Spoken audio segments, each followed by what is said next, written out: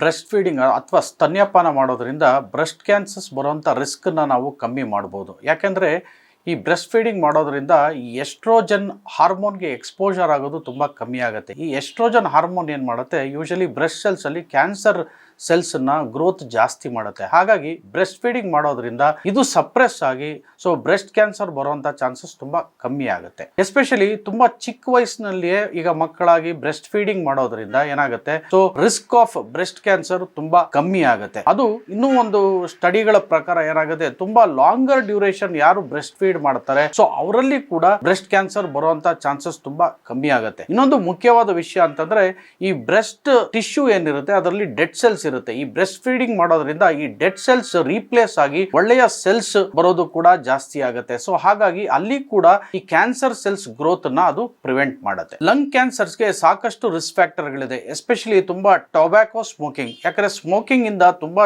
ಜಾಸ್ತಿ lung cancer ಬರುವಂತ chances ಇದೆ. ಇನ್ನೊಂದು, ನಾವು ಈಗ ಏನು ಏರ್ ಪೊಲ್ಯೂಷನ್ ಆಗುತ್ತೆ ಅದರಿಂದನೂ ಕೂಡ ಲಂಗ್ ಕ್ಯಾನ್ಸರ್ ಬರುತ್ತೆ. ಎಸ್ಪೆಷಲಿ ಈ ಪೆಟ್ರೋಲಿಯಂ ಪ್ರಾಡಕ್ಟ್ಸ್, ಡೀಸೆಲ್, ಪೆಟ್ರೋಲ್, ಇವೆಲ್ಲ ಗ್ಯಾಸೋಲಿನ್, ಇವೆಲ್ಲ ಏನಿದೆ ಇವೆಲ್ಲ ಹವಾಮಾನಕ್ಕೆ ಬಂದಾಗ ಈ ಹೊಗೆಯನ್ನು ನಾವು ಇನ್ಹೇಲ್ ಮಾಡಿದಾಗ ಲಂಗ್ ಕ್ಯಾನ್ಸರ್ ಬರುವಂತ ಚಾನ್ಸಸ್ ತುಂಬಾ ಜಾಸ್ತಿ ಆಗುತ್ತೆ. ಹಾಗೂ ಇನ್ನೊಂದು, ಕೆಮಿಕಲ್ ಇಂಡಸ್ಟ್ರಿನಲ್ಲಿ ಯಾರ್ಯಾರು ಕೆಲಸ ಮಾಡ್ತಾರೆ ಅವ್ರಿಗೂ ಕೂಡ ಲಂಗ್ ಕ್ಯಾನ್ಸರ್ ಬರುವಂತ ಚಾನ್ಸಸ್ ಇರುತ್ತೆ. ಎಸ್ಪೆಷಲಿ ಆಸ್ಬೆಸ್ಟೋ, ಸೆಲಿನಿಯಂ, ಇವೆಲ್ಲಾನು ಕೂಡ ಲಾಂಗ್ ಟರ್ಮ್ ಅಲ್ಲಿ ಎಕ್ಸ್ಪೋಜರ್ ಆದಾಗ ಲಂಗ್ ಕ್ಯಾನ್ಸರ್ ಆಗುವಂತ ಚಾನ್ಸಸ್ ಇರುತ್ತೆ. ಇನ್ನೊಂದು ಮುಖ್ಯವಾದ ಕಾರಣ ಅಂತಂದ್ರೆ ಟಾರ್ ಇಂಡಸ್ಟ್ರಿ. ಅಂದ್ರೆ ಈ ಟಾರ್ ನಾವು ರಸ್ತೆಗಳಿಗೆ ಹಾಕೋದಕ್ಕೆ ಉಪಯೋಗಿಸಕ್ಕಂತ ಟಾರ್ ಏನಿದೆ, ಈ ಟಾರ್ ಇಂಡಸ್ಟ್ರಿನಲ್ಲಿ ಯಾರು ಕೆಲಸ ಮಾಡ್ತಾರೆ ಅವರು ಕೂಡ ಈ ಲಂಗ್ ಕ್ಯಾನ್ಸರ್ ಗೆ ಎಕ್ಸ್ಪೋಜರ್ ಆಗುವಂತ ಚಾನ್ಸಸ್ ತುಂಬಾ ಜಾಸ್ತಿ ಇರುತ್ತೆ. ಈ ಲಂಗ್ ಕ್ಯಾನ್ಸರ್ ಬಂದಾಗ ಟ್ರೀಟ್ಮೆಂಟ್ ಹಲವಾರು ಇದೆ. ಅದು ಈ ಸ್ಟೇಜಸ್ ಆಫ್ ಲಂಗ್ ಕ್ಯಾನ್ಸರ್ ಮೇಲೆ ಈ ಟ್ರೀಟ್ಮೆಂಟ್ ಅವಲಂಬಿತ ಆಗಿರುತ್ತೆ. ಯಾಕೆಂತಂದ್ರೆ ಯಾವ ಸ್ಟೇಜ್ ನಲ್ಲಿ ಇರುತ್ತೆ ಅದ್ರ ಮೇಲೆ ಈಗ ಸರ್ಜರಿ ಮಾಡಬೇಕಾ ಅಥವಾ ಕೀಮೋಥೆರಪಿ ಕೊಡಬೇಕಾ, ರೇಡಿಯೋಥೆರಪಿ ಕೊಡಬೇಕಾ ಅಥವಾ ಇಮ್ಯುನೋಥೆರಪಿ ಕೊಡಬೇಕಾ ಅಂತ ನೋಡ್ಕೊಂಡು ಆಮೇಲೆ ಟ್ರೀಟ್ಮೆಂಟ್ ಆಪ್ಷನ್ಸ್ ನ ಡಿಸೈಡ್ ಮಾಡಬೇಕಾಗುತ್ತೆ. ಯಾಕಂದ್ರೆ